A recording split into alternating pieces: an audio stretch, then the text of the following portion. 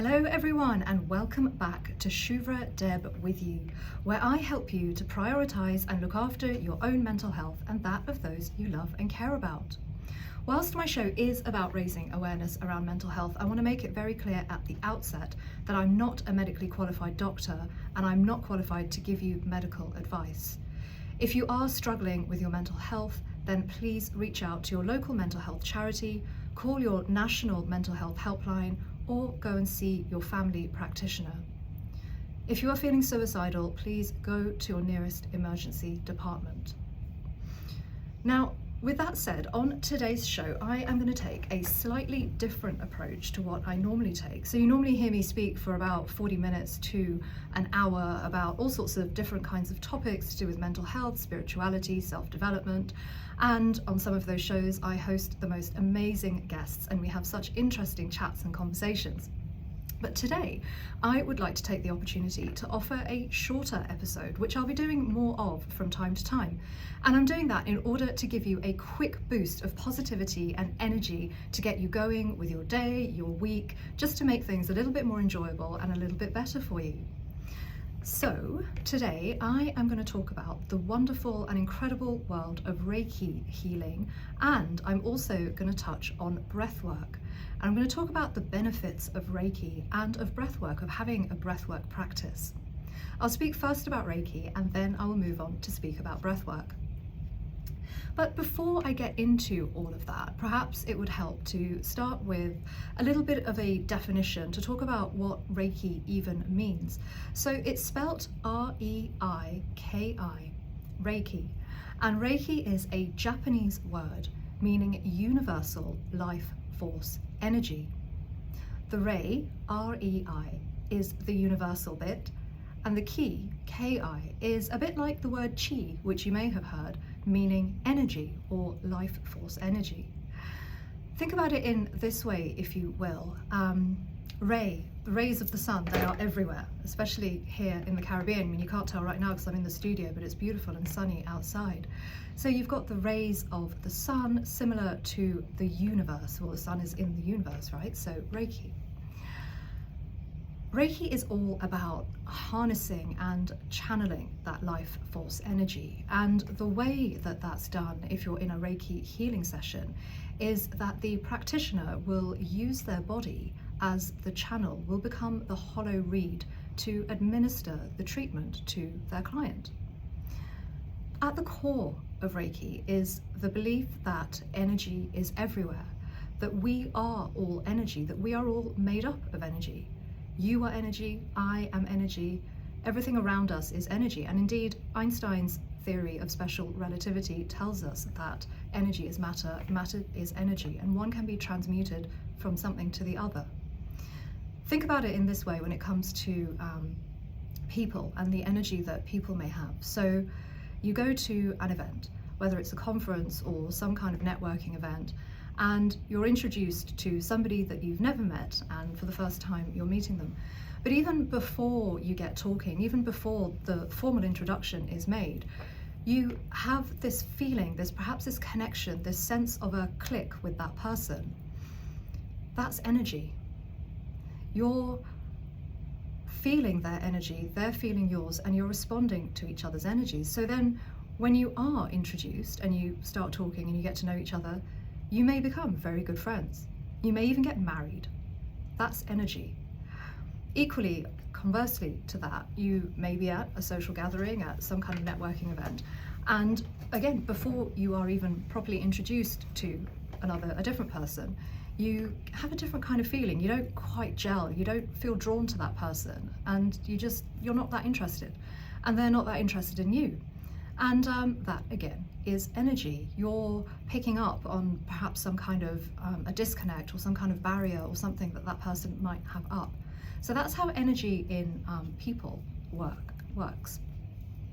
But back to Reiki. Reiki is a non-invasive treatment and doesn't involve any physical manipulation of the physical body at all. It doesn't even have to involve touch. So whilst I have received Reiki from practitioners where they have put their hands on my body, At the same time, I've also received treatments from practitioners where they've just hovered their hands over parts of my body. Now, I am also a Reiki master, and when I offer treatments, I do the hands-off version. And what I do is that I hover my hands over your energy centers or over parts of your body where I feel that the energy is required. And whilst I do all this, I hover my hands over your energy centers, certain parts of your body, I see, sense, or feel the universal energy entering my body. Now that might sound a little bit strange and a little bit woo, but just stay with me. The way in which this happens for me is that I'll be standing, so the client, the person receiving the Reiki will lie down on a healing table, and I will just ask them to close their eyes, take a few deep breaths, get relaxed, get into the zone. And once they're feeling, a little bit more relaxed, I will start to see, sense, or feel the universal life force energy entering through the soles of my feet. So the way in which I do this, I don't wear any shoes or sandals or flip-flops or anything, and I've got my feet grounded right onto the floor where I am. And I start to visualize this bright white light entering through the soles of my feet, traveling up through my body, and then out down my arms and out through my hands. And I'll be holding my hands over the person who's receiving the treatment, over, to start with, their crown chakra. So we'll talk about chakras in a minute, and I always mispronounce it. It's chakra, not chakra.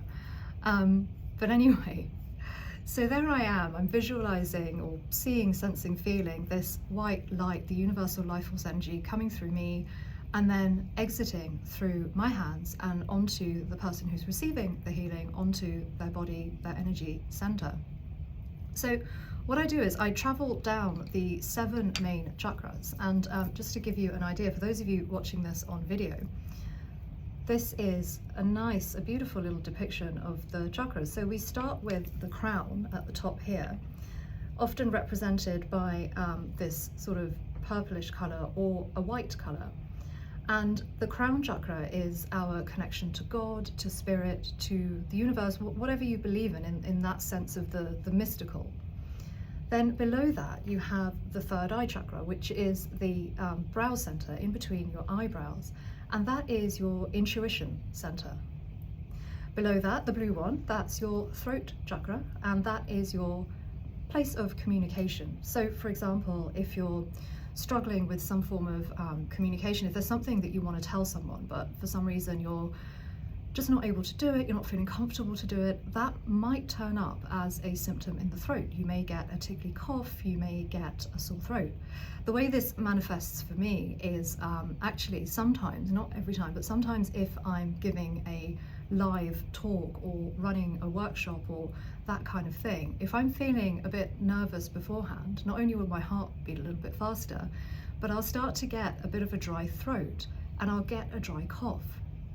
And this will come about almost out of nowhere. And then I question, like, what's going on? Why am I suddenly coughing?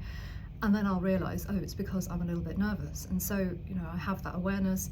And what I do when that happens to me is that I start to see, sense, visualize this, the universal white light going to my throat and helping to ease those symptoms. And that usually does the trick for me. So back to the chakras. The green one is your heart chakra here, which is your center of love. Going down to the yellow one, that is the solar plexus, and that is down here in the belly area, and that's where we have our sense of empowerment and our sense of confidence.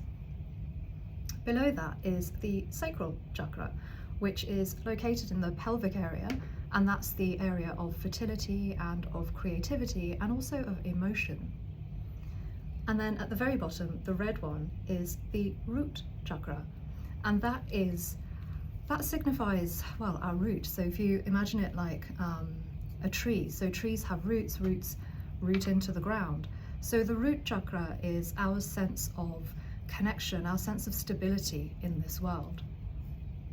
So I always start my Reiki sessions on whomever I'm doing the session down at the top of the crown chakra, and I work my way down through all of the chakras until I get to the root. But on that, let me tell you about one of my recent experiences. Now, I asked this person for their permission to tell this story, so I'm not breaching any confidences by sharing this with you today. So I had a person to whom I was administering Reiki, and in my usual way at the start of the session, I start off at the crown, then I go down to the third eye, and then I go down to the throat, and then I'm at the heart chakra.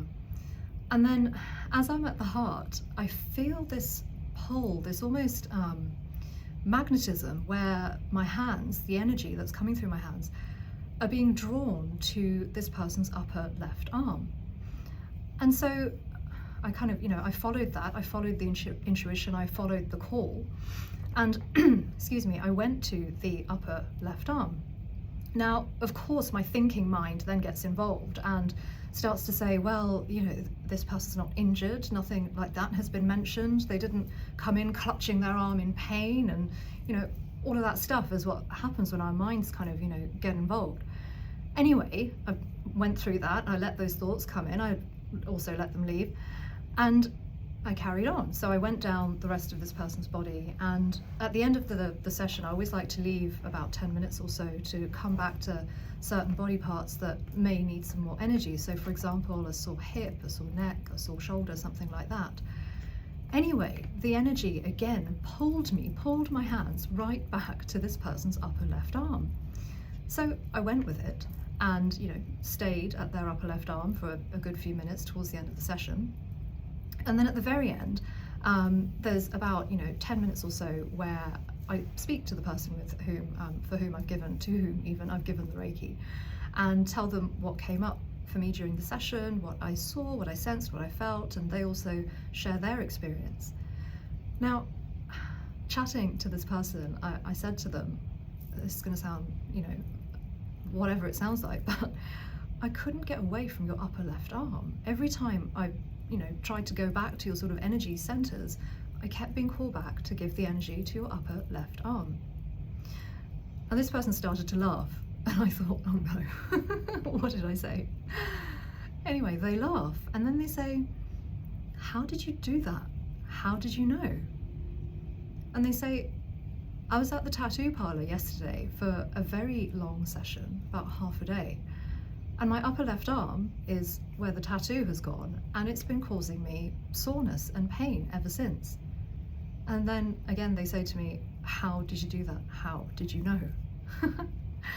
And then after the session, a few days later, I was told that that area of this person's body was feeling a lot better and a lot less sore. So there you have it, the power, the magic, the wonderful intuition-led thing that Reiki healing, that energy healing can be from one person to another, which is just so magical. So what are the benefits of Reiki? Well, pain management is quite clearly one of the benefits, as demonstrated by that account of the upper left arm in the tattoo parlor. But what are some of the other benefits? So for example, if you're having trouble sleeping, then a Reiki session or a series of Reiki sessions can help you feel calmer, more relaxed, and feel a sense of being soothed. Similarly with stress and with anxiety, if you're going through something stressful, if you're feeling anxious about something, then again, having a Reiki treatment can be just so relaxing, because you don't have to do anything. You lie there and you just let the practitioner run the energy through your body and take the energy to the places that are calling for it the most, right? One of the most wonderful attributes about Reiki is that it's accessible to all people. It doesn't matter your age, your gender, or anything like that. Anybody can receive Reiki if they want to. And also, you don't have to have any special beliefs or affiliations or any religious denomination-based beliefs. It can, well, Reiki is, as I say, accessible to all. And what it also is it's a wonderful complement to traditional medicine. So if you are receiving treatment for something that has been prescribed and recommended by a medically qualified doctor, then do not use Reiki as an alternative. It's not an alternative to those therapies.